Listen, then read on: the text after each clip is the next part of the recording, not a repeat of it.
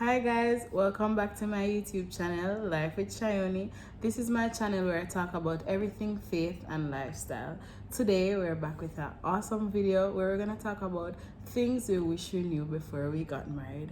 I'm here with my friend Lisa. Say hi. Hi. Yeah, and Lisa and I are just gonna have a conversation about things that some thought processes, things we wish we knew, things we know now, having been married for a while, etc.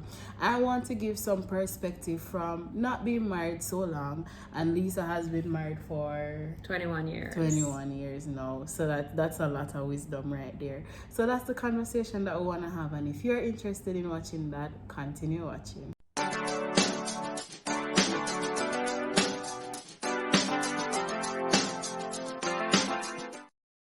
So we are back. So as I said, Lisa has some questions, and we just want it to be like a fun conversation of just to give some thoughts and perspectives. We do not want to dissuade anybody from getting married. You should absolutely get married. I think that you should absolutely get married. But my whole thing is, and we've had this conversation of, you go into marriage with misconceptions, and based on those misconceptions, if they're not managed, they can destroy you. Absolutely. They really can. So I just want to share with somebody some things today that I wish I knew before I got married, and just Lisa would want to do the same, and just to have some conversation around that. So yes, so let's start with the questions. One thing I would like to say before the questions is that expectations will ruin you. Yes. Right? So I would just caution everybody that when you go into a marriage with expectations, I can guarantee that you're going to be disappointed. Yes. So just make sure that you manage your expectations, healthily, because expectations can take you to a level that sometimes it could be very unhealthy and dysfunctional. Yes. All absolutely. Right? Yeah. Absolutely. So Shy, what age did you get married? So every time I think about that now, it's hilarious to me. But I actually got married at 21. Yeah. Yes, I got married at 21. What age did you get married? I got married at 26. 26. Okay. Yeah. And trust me, 5 years make a difference. It does. But I mean, I know you wouldn't change it for the world right now, in the sense that you are really comfortable with your husband, and you would say that you're happy. But at 21, sometimes you have reservations to say, am I doing the right thing? And so I said the same thing at 26. At 26 I was like, is it a good thing? But went ahead anyway. Right. And I would not tell you that marriage hasn't had its challenges, but I did get married at 26. Except that at 21 I was very bright-eyed. Is that the same bright-eyed bushy tail? I was like, let's get married. Absolutely. It is now at 24. I turned 25 this year, and I'm like, what the heck? Like, who authorized this? Because at that time it made sense. It's that thing of when you're young, you think you know everything, like we love each other, one more than that we need, like absolutely get married. But now I'm like, I actually can see myself. I think that maybe we could have waited a couple more years. Probably and it's not a matter of regret. It's that you're so young. You change so much in your 20s. You evolve so much. 24-year-old me is not 21-year-old me now. But my thing is, I think about an unmarried Cheyenne in her 20s, and I don't know that I would like that girl.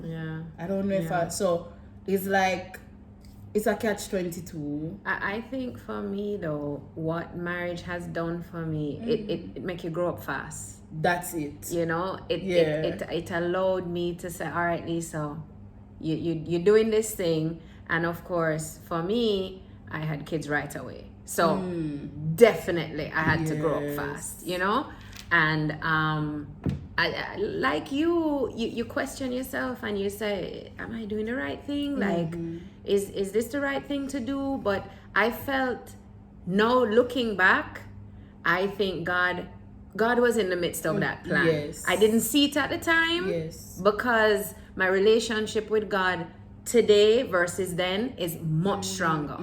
But I can tell you that God was in the midst because he has guided me throughout these 21 years. And trust me, we're not going to go into a lot of it, but challenges, Yes. right? Yes. Don't feel like when you get married it's going to be Smooth a bed of sailing. roses and smooth sailing, you know? But yeah, we did it. We're here, and I am still celebrating, Yes. you know, that I am here after 21 years Yes. and no one is Yes.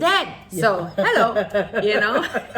No, yes. No, honestly, and I can talk about challenges having been married for 3.5 years. So I can imagine 21 years. Yep. Because as you had said initially about expectations, like the person you love the most is the person who irritates you the most. Ooh. Like Ooh, say that again. The Say that again. person you love the most is the person who irritates you the most. Nobody 100%. gets on their skin like your spouse. 100%. And I am here saying that, and I'm sure Robert would say the same thing, and I'm sure your husband would say the same thing. Ron Like, will say, yep.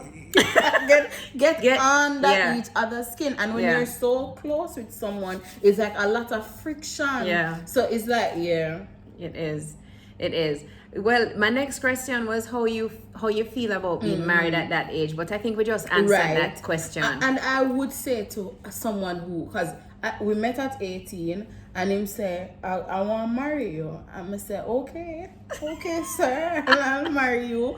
But what I would say to someone at 21, get married if you're sure. Like, don't go into it, like, because my thing was like, what problem we could have? We don't have no problem. What problem we could have possibly have? Me love you and you love me. I don't see no issue here. So The thing is, though, what I would say about that is, how do you know you're sure?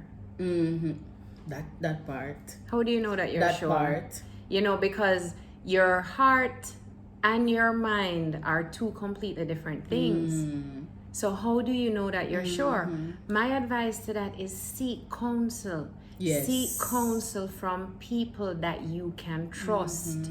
You know, not just seek counsel from somebody your age.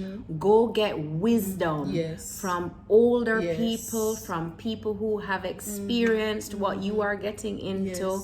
If I knew what I know today, I definitely, not that I wouldn't have gotten married, but I can assure that I would have done things a little different. Yes. You know? So I would not, just like what you said, go get married, but make sure you think it through. And absolutely. And you have all of the cards on the table. All of the variables on the table. Let them tell you about them debt and them. Yes, no, really, and them family history and them history of sickness, like that kind of a thing. Have that conversation. Everything laid out, and then when you table. have all of the factors on the table, then you make a decision. Because my whole thing is, I always think about it like, sometimes a 50-year-old person can be more mature than a 21-year-old person, but not always necessarily. 100%. And don't use the age.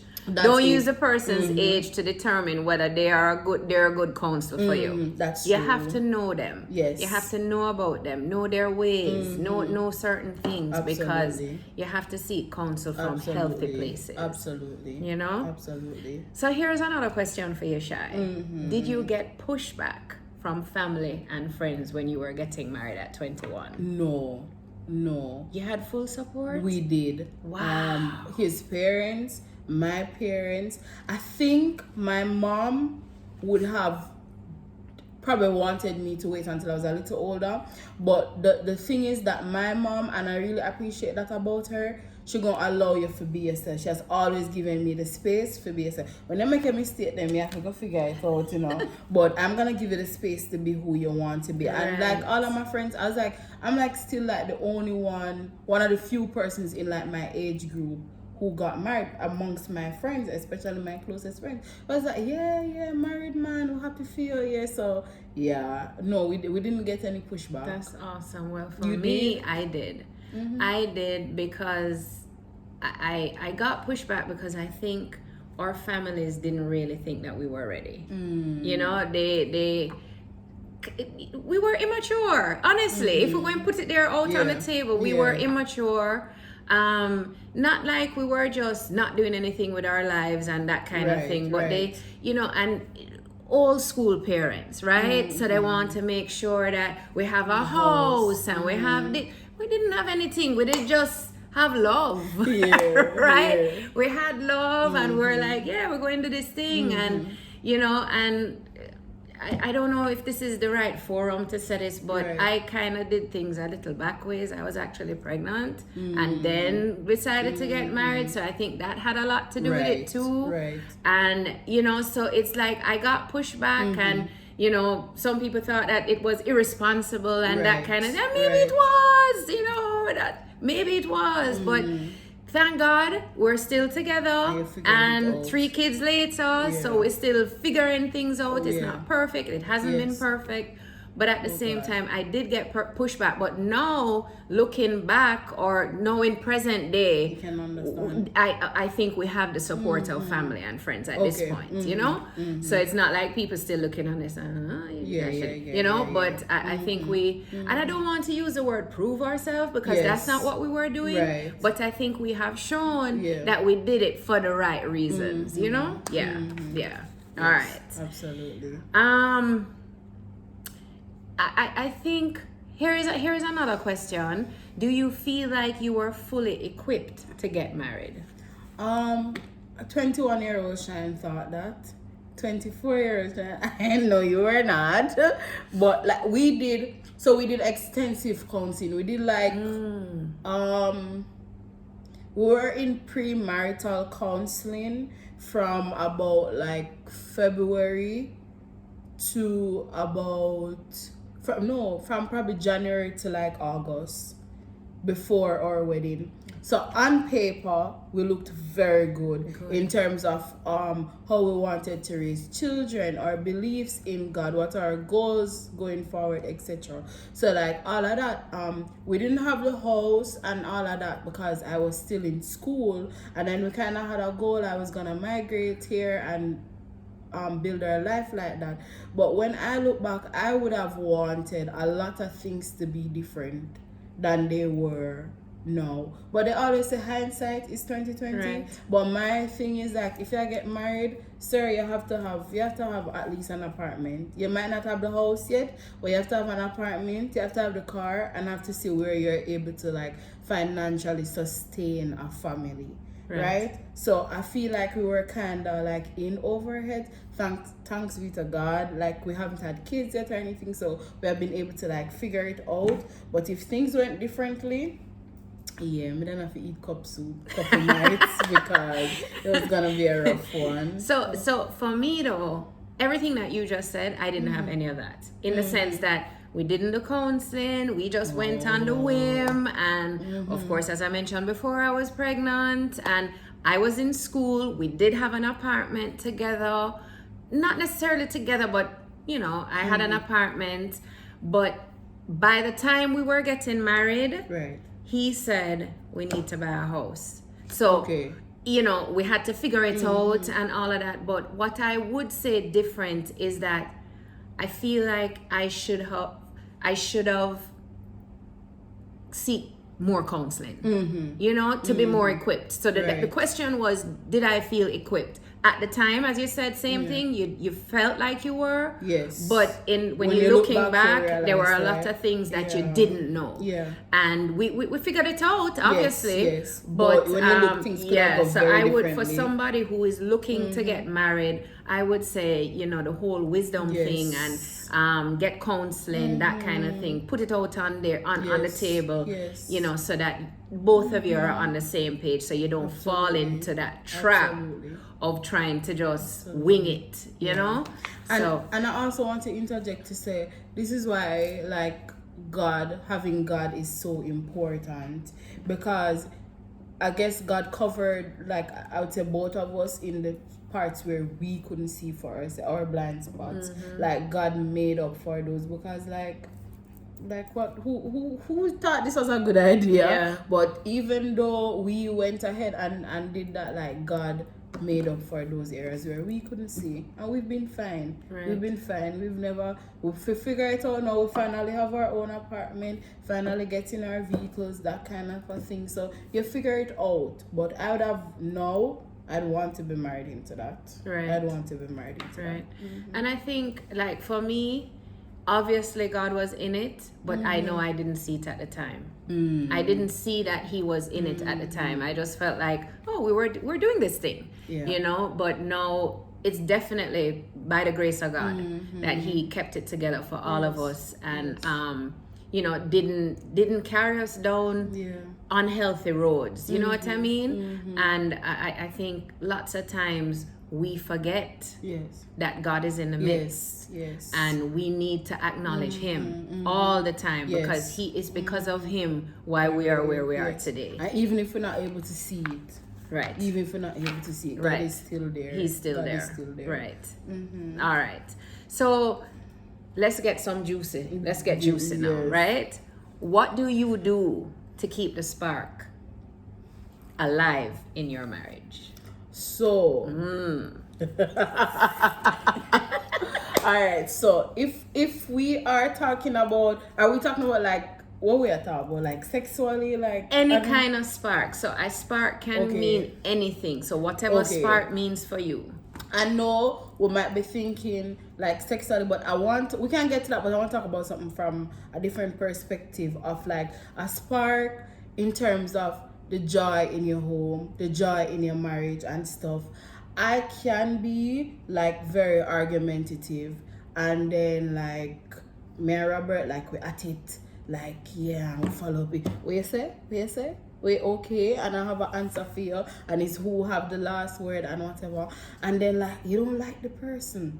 Because nobody wants to spend time around somebody who them argue with all the time. You're annoying. You don't like the person. So I keep the spark alive because like one example was last year was a challenging year for us in our marriage, and a big part of that is like we were arguing all the time about every and anything, and I like made a decision like I'm not gonna be doing that this year. And then like we're like just so much happier, like we want to spend time with each other all the time now, like we talk about anything, like we're just like so much better, and like we're just so happy together. And like you feel like we're back there, we're like, oh, you married your friend, you married your best friend, like you love each other. So like keep it, like stop, like learn to make things slide, because like you don't compromise in dating, but you have to compromise in a marriage. You have to make, if you leave the lotion back up on the table, just take it out, because like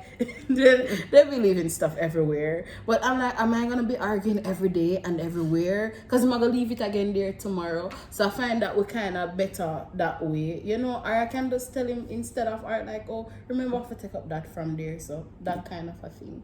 And yeah, another thing, if we're talking about sexually, Lisa did tell me this, like stop tell the man no all the time. I used to be like no, I don't want to. I just want to, don't look at me, do not bother with me today. I don't do that anymore, because if you want to see a marriage fall apart, be selfish and think only about yourself. So sometimes I might not be up to it, or I might not feel, I prefer just watch something, but I have to consider that this is a person with his feelings who have needs. So I do that as well. Like I don't say no as much. I do not. If I don't have to say no, I don't say no. Good.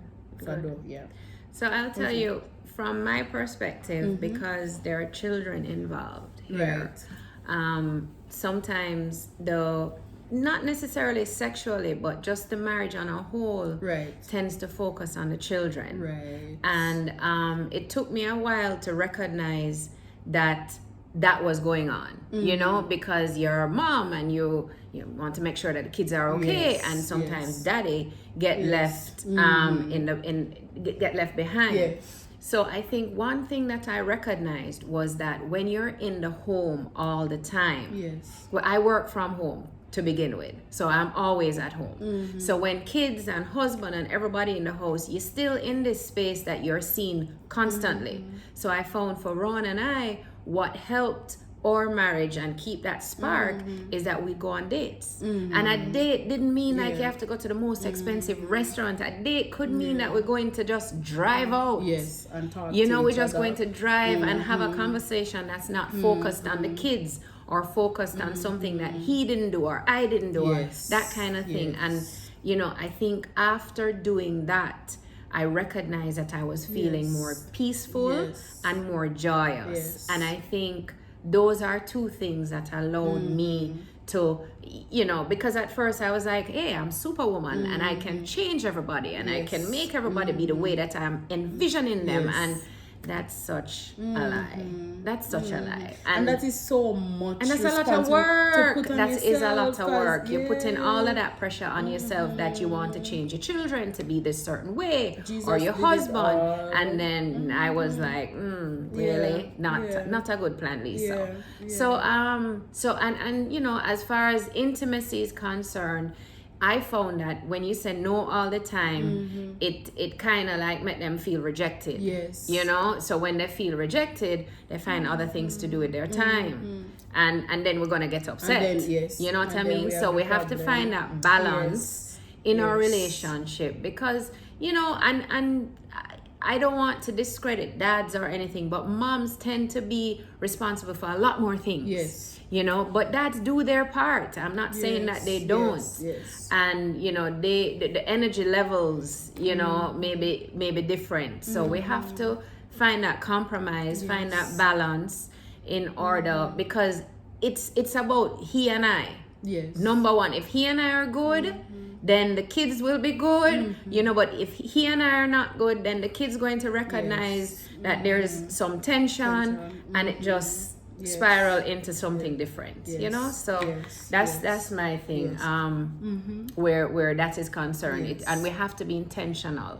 We have to be intentional about giving our spouses some special time. That's it. And I wanted to say that to say, if you want like to keep that spark, because the thing is that I hate for see people married for 20 years 30 years and they don't like each other, they don't talk to each other, they're always bickering at each other. Like, hear your spouse's feelings, hear what they're saying. Like, a lot of times, like, if Robert tells me like he doesn't like something, Cheyenne wants to say, I don't care, like, go figure it out. Honestly, let us be real. If we're having a real conversation, right. I don't care. Well, you have to care. Yeah, you have to care. Because if you don't care, somebody else like care. Oh, yeah. And then we have a problem there. So hear him. You have to hear each other. What I learned in counseling, professional counseling, is that sometimes what you say is not what they hear. Right? So sometimes we have to say, tell me what you heard me say. Mean? You know, tell me, yeah. Yes. So we tend to hear things because and it goes both ways. So I know sometimes Ron says something to me and I'm like, what you mean? And then he says, Lisa, tell me what you heard. And I'm like, this, and he's like, that's not what I said. Yeah. You know? So it's like we have to be able to listen. So hearing and listening are two completely different things. And you know, like sometimes, you know, you see all of these TikTok videos with husbands that when wives talk and you hear blah blah blah blah blah, you know, because them we talk a lot. They tune us out, you know. So sometimes we have to make sure that we're hearing each other and to be able to respond with the needs that each of our spouses have. Because you don't be having good sex and you know, like each other exactly as soon as tomorrow morning is the arguing again, because you're not going to feel the love. It's like you're going to feel like a task. That's it. You know, so you just check in the box that okay, I did this today. Whereas if there's love involved and all that, you feel good and you feel nice when you're done. You're like, all right, when again, you know. No, it's true. So because everything is so connected. Yeah. And that's we don't even have to talk about sex becoming that most intimate thing. So we want to make sure that the thing good, you know, absolutely, the thing set right and on every end, exactly right. So what are some of the things that you wished you were told before you got married? That's a good one. Do you want to start? All right. So one thing I wish is that people gave me more information on what it meant to have kids. Like people just kept coming to me, oh Lisa, your children are so cute, have another one. And you know, but nobody told me the whole, I mean, yes, I kept having another one till I got to 3 and I was like, all right, wake up now. You know, but I wish I sat down with people who had kids for them to kind of give me the real deal about kids, about, you know, compromising in marriage, about being able to agree to disagree, those kind of things. Because I think when I got married, it wasn't like my way or the highway, but I had my own thing in my head of what my marriage would be. And trust me when I tell you, it is so not that. Yes. It is so not that. Yes. So I had to, and I know that there's no manual about being a mom or being a wife and all of that. But I think I wish I had more conversation about kids and marriage prior to, you know, like nobody never really tell me about the birds and the bees to begin with. You know, you learn about the birds and the bees in high school, and that's not the best place. Right. But no, really. you know, so it's like so like even now raising children, I find that me and my kids have very intimate conversations about certain things because they need to know. They do. They don't need to know everything. So don't get me wrong, my kids don't know everything. But they need to know. But they need to know important stuff. Yes, so I don't go about telling them about all the details about disagreements that me and their father have or things like that, because I feel like that's very private. Right. But at the same time, birds and bees talk, let's have it. Let's trash it out here and let us put it out on the table so that everybody understands what is involved, you know? Absolutely. So yeah. I don't know if anybody said it to me, but I wish I had known that my husband was not perfect. Hey, because I really say it again, my girl, because I married a perfect man. Because who is this man now? Who is this man? Because this is not the man who I met down the aisle. Yeah. Because why? And then you put this awesome responsibility on another person, and it's not in a way at you. Because why you not perfect? And them like, when me did tell us that me perfect, and it's like, man, that was a hard lesson to learn, and a hard lesson to learn. I think I'm on the tail end of it when we realize that, okay, Robert, I am a mess, Robert is a mess too, and the two we are trying to figure this out. But I really thought he was. I thought I had the superpower to change Ron. Like I thought I can change him. Like I can change this about him, and I can, and then didn't really work for me. Yeah, and I wish somebody did tell me, say you can't nag somebody into changing. You can't when you cuss off people, that no means that them are gonna change. So nobody say, for example, this is just an example, you want your spouse to lose some weight. You know, but I go try take with them food and them eat them like something they are comment on them weight all the time and that kind of a thing, because you're pushing them away further and further, and it becomes like unhealthy. That's it. So like you can nag and cuss and annoy people into changing, and this is why God is so important too, because for me, my love language is words of affirmation. And I literally, like, sometimes Robert didn't have any aunts close to him growing up, and he didn't have any sisters. So he's very rough around the edges. And I kind of make him an experiment pan. And I'm like, Robert, you can't just say that to a girl, like you can't just say that to a woman, etc. And like I literally said to God, I want Robert to like ask me more like intimate questions, like more thoughtful questions, that kind of a thing. And the other day I had an unfortunate incident, and and recently, so I had an accident. I can't talk about it, but I had an accident, and since then I started driving again to work and whatever, and it hasn't been the easiest getting back on the road. And last week Saturday we were going somewhere, and he said to me, Sashan, how has the driving been? How have you been feeling on the road? I was like, oh my gosh, because Robert never asked that before. But I've literally like, I'm stop nagging. Oh, you know, ask me nothing, whatever. I'm like, God, put it upon him heart for move him to that, and I have been seeing that. Right. It not always, but I focus more on what is good. And that's another thing too. Focus on what is good in your Right. spouse versus 'cause you're done married to them already. Yeah, I heard somebody said to me, if you focus on what it is that you want from your marriage, you will eventually get it. But if you focus on the things that you don't have, those are the things that you're gonna get. That's a good one. So that You know, again. so you have to focus on the things that you want, the way that you want your marriage to be, that kind of thing. Don't focus on the negative things, because the negative things is what you're going to bring into your marriage, you know? Yes. And I realized the more you encourage a man, like, to do... Feed his ego. Yeah, man. You do, yes. So, Feed like, when his him take ego. out the garbage, like, nobody could have take out the garbage. He want to clean the house now. So, like, you keep encouraging him, and I keep focusing on what he is good at and not what is not going good. So, Yeah, because just earlier when you and I were having lunch, we were talking about the fact that, you know, sometimes we realize that we can't live with them, but we cannot live without them. That's Like it. they That's definitely 100% So serve a important. purpose in our lives. Yes.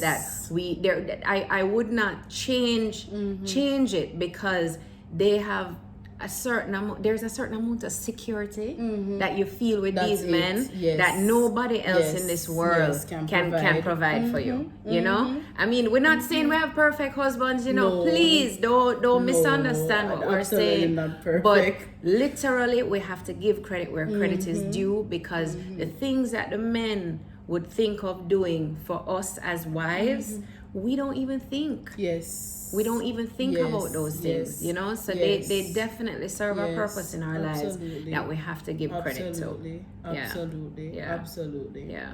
All right, I think we have one more question. No, I think that's don't? it. No. I think that's it. Okay. Yeah. That was a good conversation. I mean, we could go on and on, you know. Yeah, no, really. But No, but we have to literally. just kind of like, you could, at a certain level, people are going to be like, them not stop talk. But next time, No, you know, yes, there are for sure. always other things that For we can sure, talk about. yes, But, you know, yes. I think in closing, one thing I would really, really like to say is that at no point am I saying don't get married. You should absolutely. It's a beautiful It is thing. a beautiful Especially thing. when you're young and what's When so you're beautiful. young, if you can keep it healthy, because I have seen so many dysfunctional marriages. Yes. And when your marriage is dysfunctional, sometimes each I don't, it could be the husband or it could be the wife, that there's so much fear in leaving the marriage, that they stay Yes. dysfunctional. Yes. They don't have enough courage or confidence or whatever it is to get out of the situation. You know, so I would just always encourage that. Think about what you're doing. Don't rush it, because it not gonna help you if you Yes. rush it. You know, Yes. take your time, seek the proper counsel. And counseling don't always mean that you have to go to a professional, right? I'm talking about wisdom from people who have been there, who have had experiences that they can share, because a lot of times our mess can be somebody else's message, right? And don't feel like you know everything, because Yes. you don't. Yes. Right? And if we're teachable and if we're open to learning and all of that, and I think that will just help for a beautiful marriage. Yes, absolutely. Absolutely. In closing, I would say too, I think I did say to you that if there are 365 days in the year, I am happy 340 days. And that is good enough, because nothing is perfect. Exactly. No one is perfect. And when I look at the things that are good about being married, they're way better than the things that I do not like. Yeah. So would I change a couple things at the initial stages? I would, but this is something I would absolutely do all over again. But all we're saying is going to the marriage informed, going to the marriage with like realistically looking at all of the variables, and then based on that, put God first and do it. Absolutely. And give each other grace. Yes. Give yourself grace and give the spouse grace, because Absolutely. we need a lot of grace in this world today. Absolutely. So thank you guys so much for watching. As per usual, you can comment below, tell us what you liked about the conversation, what you would want to know, if you'd want to see us do another video, what you'd want it to be on, etc. What you agree with, what you don't agree with. We're open to hearing all of it. Follow me on our socials at SHYIONNIE on TikTok and Instagram. I'm Shan Allen on Facebook. Yes. And follow Lisa. You don't want nobody to follow you, Lisa. No, look, I'm not as active as Shy on social media, so but you know, but they can listen to your podcast.